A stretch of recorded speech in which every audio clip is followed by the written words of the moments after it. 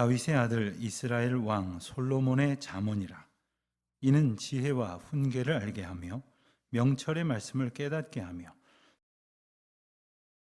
정의롭게 정직하게 행할 일에 대하여 훈계를 받게 하며 어리석은 자를 슬기롭게 하며 젊은 자에게 지식과 근신함을 주기 위한 것이니, 지혜 있는 자는 듣고 학식이 더할 것이요 명철한 자는 지략을 얻을 것이라. 잠언과 비유와 지혜 있는 자의 말과 그 오묘한 말을 깨달으리라. 여호와를 경외하는 것이 지식의 근본이거늘 미련한 자는 지혜와 훈계를 멸시하느니라. 내 아들아, 내 아비의 훈계를 들으며 내 어미의 법을 떠나지 말라. 이는 내 머리에 아름다운 관이요 내 목에 금사슬이니라. 아멘. 우리가 명절에 일가 친척이 함께 모이게 되면 다정한 정담을 나누곤 합니다. 그런데 그 가운데에 하지 않는 것이 더 나을 이야기들도 꽤 있는 것 같습니다. 가령 공부하는 우리 어린 자녀들을 보고는, 야, 너는 왜 이렇게 키가 안 크냐? 공부 잘 하냐? 너 몇 등 하니? 성적 많이 올랐니? 이런 이야기를 하시면 아마 이내 그 학생들의 표정이 일그러질 것입니다. 대학생들에게 너는 어느 학교 들어갔지? 너 취직 준비는 잘 하고 있니? 이런 이야기를 하시는 것 또한 환영받지 못할 이야기일 것입니다. 그런가 하면 조금 더 나이가 든 조카들이나 혹은 자녀손들에게 결혼해야지. 너 도대체 언제 결혼할 거니? 넌 결혼을 했는데 왜 아이를 안 낳니? 하나 낳아서 어떡하려고 그러니? 둘, 셋은 낳아야지. 이런 이야기를 하면 할수록 환영받기 어려울 것입니다. 그럼 도대체 무슨 이야기를 하라 하시는 건 말입니까? 이렇게 반문하실지도 모르지만, 우리가 가까운 우리의 일가 친척과도 그 대화에 이렇게 각별히 조심해야 하는 이유는, 우리가 나도 모르는 사이에 그런 대화 속에서 깊은 상처를 줄 때가 있기 때문입니다. 그리고 그렇게 된 이유는 우리가 평소에 가지고 있는 생각, 그리고 나누는 이야기 속에 세상에서 사람들이 생각하고 있는 이 성공에 관한 잘못된 가치관이 너무 짙게 배어져 있기 때문이라고 말할 수 있을 것입니다. 그래서 우리가 어떻게 살아가는 것이 바른 것이고, 또 하나님의 은혜 안에 잘 사는 것인지에 대한 이 신앙적인 이해가 없으면 세상 사람들과 똑같이 생각하고 그렇게 말하고 행동할 수밖에 없는 겁니다. 어느 가정에 어떤 아이가 아빠, 엄마 앞에서 친구네 집 다녀온 이야기를 하고 있습니다. 아빠, 걔네 집은요 정말 잘 살아요. 엄마, 걔네 집은 정말 막 가진 것도 많고 그리고 행복한 것 같아요. 뭘 보고 그런 생각을 하게 되어서 아이는 계속 이야기를 이어갑니다. 거실에 텔레비전도 굉장히 크고요, 집도 엄청나게 넓어요. 그리고 없는 것도 없고요, 자동차가 3대나 된대요. 그리고 그거보다도 더 큰 집이 저기 어디 또 있대요. 걔네 집 정말 잘 살아요. 여러분, 우리는 어느새 잘 사는 것은 부유하게 부자로 사는 것이라고 하는 인식에 빠져 살고 있지는 않습니까? 어디 이 어린 아이 뿐이겠습니까? 도대체 우리는 잘 살고 있는 것일까요? 하나님의 백성이 바르고 잘 사는 길은 하나님의 법도대로 사는 길뿐입니다. 이 간단한 것을 우리가 모르지 않지만 마치 모르는 사람처럼 그렇게 살아가고 있지는 않습니까? 혹은 자기 마음대로, 혹은 사람들이 부추기는 대로, 달려드는 대로 그렇게 쫓아다니며 휩쓸리고 살고 있지는 않습니까? 오늘부터 우리가 함께 묵상할 이 잠언의 말씀은 하나님의 백성이 살아가는데 꼭 기억해야 할 지혜의 말씀을 일러주신 책입니다. 우선 책 제목을 보면 한자로 되어 있죠. 잠언. 이 잠이라고 하는 말에는 바늘, 혹은 옛날에는 이 바늘이 없어서 날카로운 돌을 가지고 바늘 구실을 하게 했는데, 이 돌침 혹은 경계를 이르는 뜻을 가진 잠이라고 하는 자와 말씀 언자가 합쳐진 말입니다. 그러니까 하나님의 법도와 무관하게 살아가는 하나님의 자녀들을 마치 콕 찌르듯이 하시는 말씀이다. 그러니 이 말씀을 우리가 받으면 바늘에 찔린 졸던 사람이 갑자기 번쩍 정신을 차리는 것처럼 하나님 말씀 앞으로 정신을 번쩍 차려야 할 것이겠습니다. 자, 여러분은 하나님 말씀 앞에 혹 그 말씀이 우리를 찌른다고 생각하시면 그렇게 반응하고 계십니까? 사도행전을 보면 말씀을 듣고 마음의 찔림을 경험한 두 부류의 사람들이 등장을 합니다. 그런데 이들이 보여준 반응은 전혀 달랐습니다. 먼저 사도행전 2장 37절 말씀을 보면 오순절 성령 강림 사건이 일어난 후에 모인 사람들에게 베드로가 예수 그리스도와 십자가의 복음을 전했을 때 그들이 이 말을 듣고 마음에 찔려 베드로와 다른 사도들에게 물어 이르기를 형제들아 우리가 어찌할꼬 했다는 것 아닙니까? 말씀을 들었습니다. 근데 마음에 찔림이 있었어요. 그러면 내가 어떻게 해야 될까를 사도들에게 물었다는 거죠.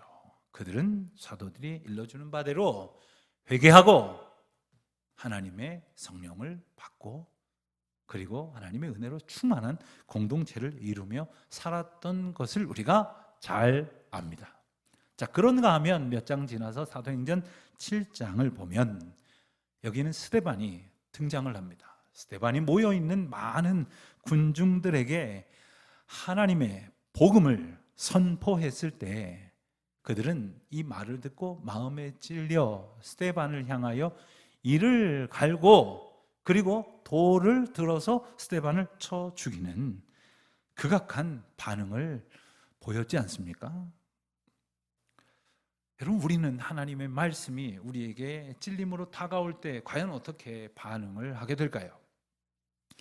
하나님의 말씀이 우리에게 찔림이 되었다고 하는 것은 대단히 중요한 의미가 있습니다. 그것은 하나님께서 우리에게 말씀으로 개입하셨다는 것이고 또한 우리가 하나님의 말씀을 찔림이라는 그런 감각을 통해서 깨달았다는 것입니다. 마치 죽은 자처럼 말씀으로 우리에게 다가오시고 찌르시기까지 하셔도 깨우치지 못하는 자가 아니니 얼마나 감사한 노릇입니까?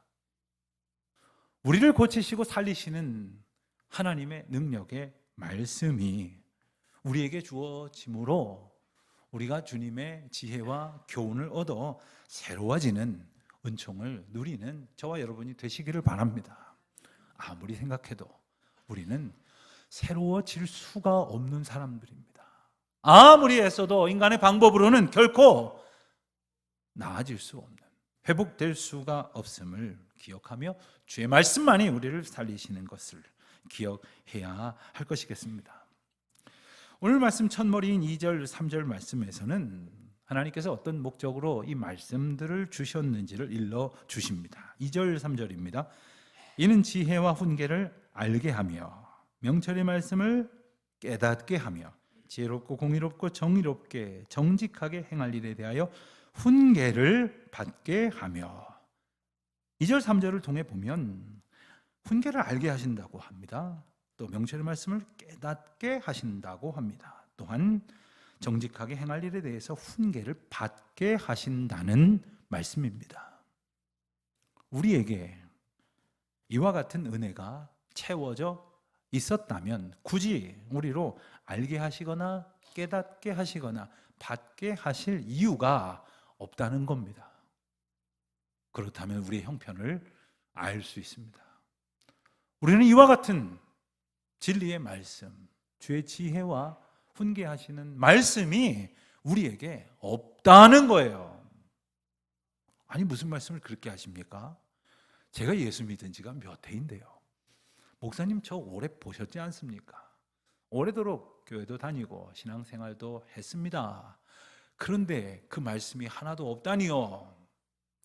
있다면 그 말씀을 붙들고 의지하며 살았다면 과연 우리의 삶은 하나님이 일러주시는 대로 바르고 온전하게 살았어야 할 것이 아니겠습니까?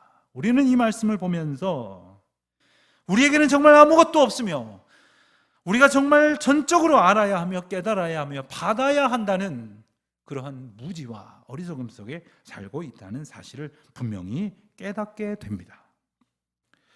말씀을 보면 지혜와 훈계라는 단어가 유독 많이 반복이 되는데 잠언 전체에 걸쳐서 지혜는 38번이나 또 훈계는 30번이나 등장을 합니다.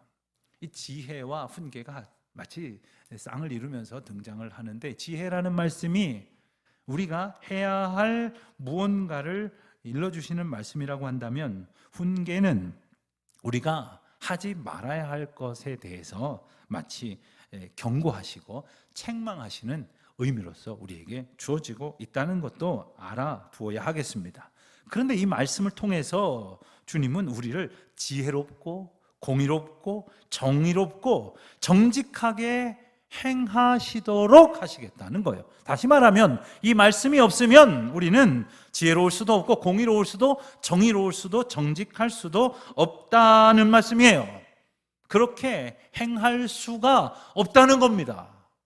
특별히 잠언의 말씀이 오늘 살아가는 우리에게 당연히 여전히 유용한 것은, 그리고 반드시 필요한 것은 우리가 행할 길에 대해서, 그 일에 대해서 일러주신다고 하시지 않습니까? 우리는 종종 그런 생각을 할 때가 있습니다. 나는 어떻게 해야 하지? 너무 이 답답한 현실 속에서 나는 어떻게 살아가야 하는가? 답답하고 괴로운 마음을 토로할 길이 없어서 정말 견딜 수 없는 것 같은 때를 경험을 합니다. 내가 어떻게 행해야 될지, 어떻게 살아가야 할지를 알 수 없을 때 주님은 이 교훈의 말씀을 통해서 우리를 채워주신다는 거예요. 그렇게 행할 수 있도록 인도하신다는 것입니다. 오늘날을 가리켜서 우리는 포스트 모더니즘의 시대를 산다, 이런 말을 많이 합니다. 이 포스트 모더니즘, 그러면 모더니즘, 즉 근대주의 혹은 현대주의 이후의 시대다, 이렇게 말하곤 합니다. 이 근대주의, 현대주의는 어떤 시대였고 그럼 포스트 모더니즘은 또 어떻게 다른가? 근대주의의 특징을 한마디로 말하면 극단적인 이성주의입니다. 이성이 가장 중요하고 이것이 무엇보다도 중요하며 월등히 가치 있게 부여된다고. 그래서 이성으로 판단하고 논리로 사고하며 그렇게 정해놓은 규칙과 정형화된 이 획일성을 강조하던 시대가 바로 근대주의 시대였습니다. 마치 공장에서 물건을 찍어내듯이 똑같은 물건 가진 처럼 똑같은 생각을 가진 사람, 똑같이 행동하고 똑같이 살아가는 사회를 요구받았다, 이거죠. 이런 것이 바로 근대주의, 모더니즘이었습니다. 여기에 반해서 여기에 마치 저항하듯이 생겨난 것, 이것이 포스트 모더니즘입니다. 이 포스트 모더니즘의 특징을 한마디로 말한다면 나도 생각이 있다, 나도 내 스타일이 있다, 너가 진리라고 생각하는 게 있다면 나도 진리라고 생각하는 것이 있다. 그러면서 사람들의 생각이 저마다 다르다라고 생각해 가기 시작을 했고, 그리고 마치 이 다양성이 드러나는 그런 유익함이 있는 것 같지만 문제는 이 보편적인 진리의 절대성까지도 부정한다는 거예요. 넌 그렇게 생각하느냐? 난 그렇지 않다. 예컨대 어떤 사람들이 이것은 선입니다, 이것은 악입니다 라고 말했다면 지금까지는 대체로 수긍하고 동의를 했지만 그렇지 않은 사람들이 생겨난다는 거예요. 그게 왜 선이야? 난 악이라고 생각하는데 또 반대로 모든 사람들이 악이라고 여길 만한 것을 오히려 선하다고 주장하기도 한다는 거예요. 절대적인 진리마저도 부정하고 각각 자기 소견에 옳은 대로 살아가는 것, 그러한 생각들은 마침내 하나님의 창조 질서마저 깨뜨리려고 했다는 것이죠. 여러분, 하나님 지으신 세상을 역시 하나님이 지으신 피조물 된 인생들이 살아갈 때 있어서 가장 바르고 행복한 삶을 살아가는 것은 다름 아닌 하나님의 법도대로 사는 것이라고 말씀을 드렸습니다. 그 말씀들로 가득한 지침서가 바로 성경이라고 한다면 그 가운데 보다 구체적인 가르침으로 주신 것이 잠언의 말씀인 것이죠. 그러니 그 말씀이 인도하시는 대로 살아가는 것, 그것이 바로 하나님의 온전하게 하시는 은혜를 얻는 길이 될 것입니다. 잠언 1장 1절은 이 잠언이 이스라엘의 왕 솔로몬의 잠언이라 이렇게 소개를 하는 것으로 시작이 됩니다. 물론 잠언 내용 가운데는 솔로몬이 지은 것이 아닌 다른 사람의 것도 일부 포함이 되어 있습니다만 대부분이 솔로몬을 통해서 주신 하나님의 지혜임을 알게 됩니다. 솔로몬이 지은 잠언이 아니고 솔로몬을 통해서 하나님이 주신 지혜의 말씀이라는 것이죠. 어떻게 솔로몬은 이렇게 많은 하나님의 지혜의 말씀을 얻을 수 있었을까? 우리는 열왕기 상에 나오는 이야기를 통해서 그 이야기를 기억해낼 수 있습니다. 솔로몬이 왕이 됐을 때 그는 왕으로서 참 막중한 일들을 맡게 되었습니다. 결정을 해야 되고 또 서로 옳다고 주장하는 사람들을 두고 판단도 해야 했습니다. 하나님 앞에 기도를 했죠. 간절한 마음으로 일천번제를 드리면서 하나님 앞에 기도했을 때 하나님께서 솔로몬에게 물으셨습니다. 내가 네게 무엇을 줄고 너는 내게 구하라. 그때에 솔로몬은 자기가 해야 할 일을 잘 감당할 수 있도록 지혜로운 하나님의 주시는 은혜를 깨달을 수 있는 듣는 마음을 주시옵소서라고 간구를 하지 않았습니까? 그때 하나님께서 솔로몬을 참 기특하게 여기시면서 열왕기상 3장 10절로 12절 말씀 가운데 이렇게 반응해 주셨습니다. 솔로몬이 이것을 구하매 그 말씀이 주의 마음에 든지라. 이에 하나님이 그에게 이르시되 내가 이것을 구하도다. 자기를 위하여 장수하기를 구하지도 아니하며 부도 구하지 아니하며 자기 원수의 생명을 멸하기도 구하지 아니하고 오직 송사를 듣고 분별하는 지혜를 구하였으니 내가 내 말대로 하여 내게 지혜롭고 총명한 마음을 주노니 내 앞에도 너와 같은 자가 없었거니와 내 뒤에도 너와 같은 자가 일어남이 없으리라. 전무후무한 하나님의 지혜를 그에게 부어 주신다는 것 아닙니까? 솔로몬은 그렇게 받은 하나님의 지혜를 잘 모아 잠언서를 기록한 것이고 오늘 우리에게까지 이 말씀이 주어지는 것입니다. 여러분, 이 잠언이 여러분에게 얼마나 기대가 되십니까? 얼마나 내게 필요한 말씀이라고 그렇게 확신이 드십니까?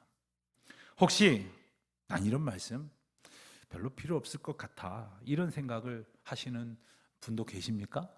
그러나 우리가 이 세상을 살아가면서 이 세상의 통치자이신 하나님이 일러주시는 지혜의 말씀이 없어도 사는데 아무 지장 없는 그런 사람은 없습니다. 왜냐하면 우리는 무한히 어리석고 참으로 미련한 존재들이기 때문입니다. 어떤 분들은 내가 배울 만큼 배웠고 세상 경험할 만큼 경험했다. 나이도 먹을 만큼 먹었다.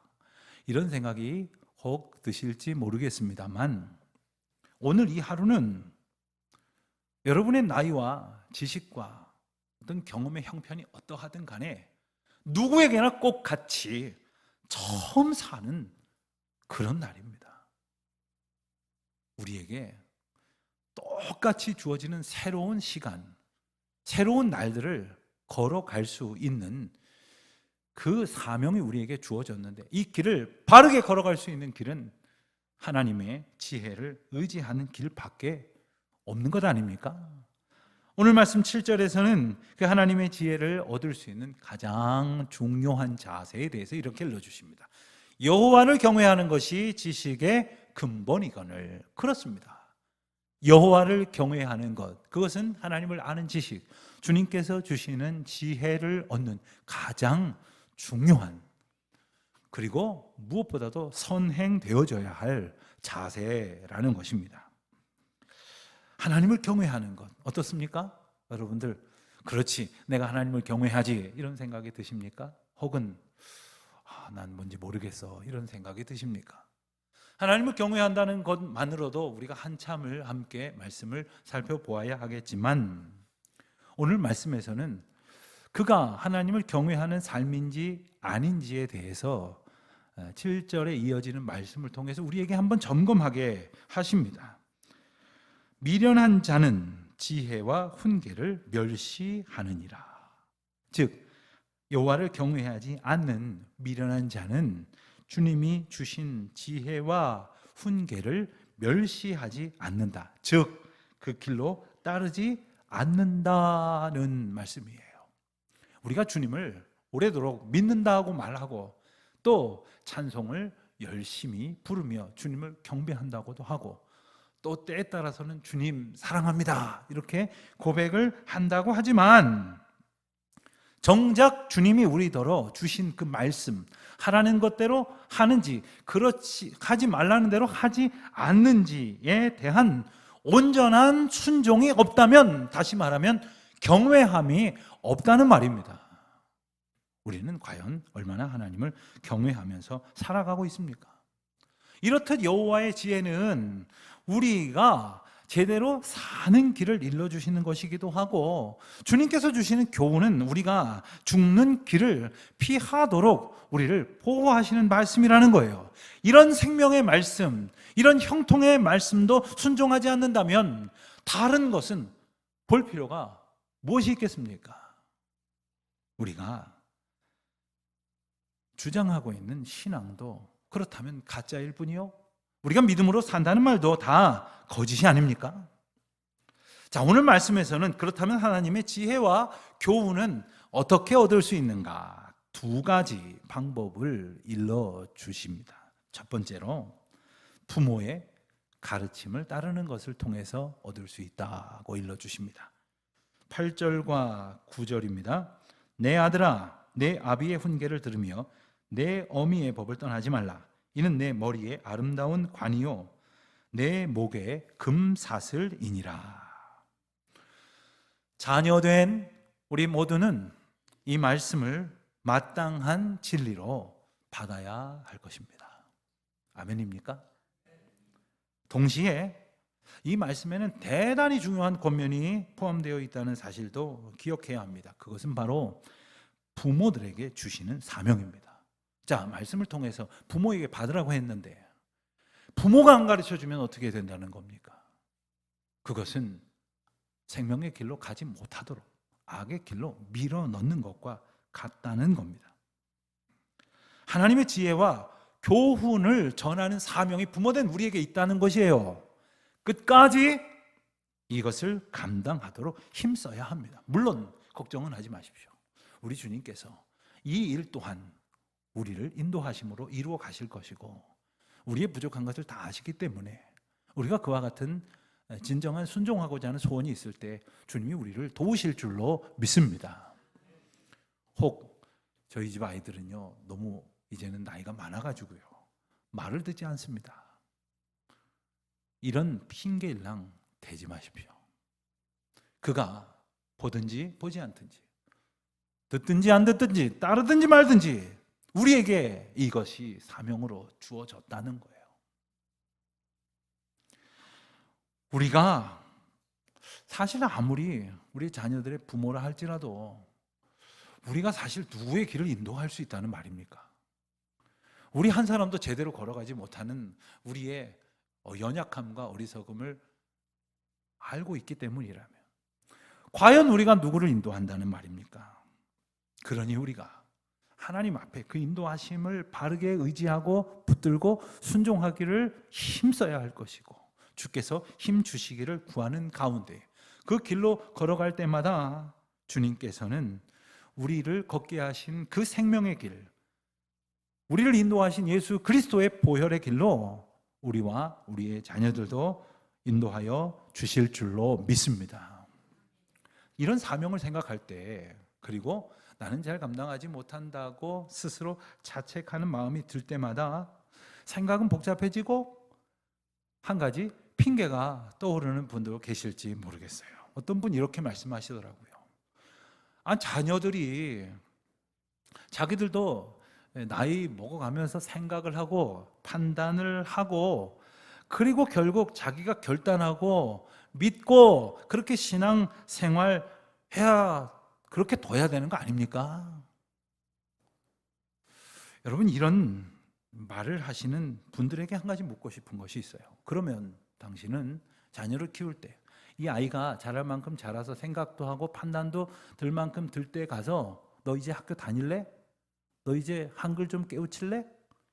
이렇게 묻고서야 한글을 가리키고 그리고 그를 학교에 보내십니까?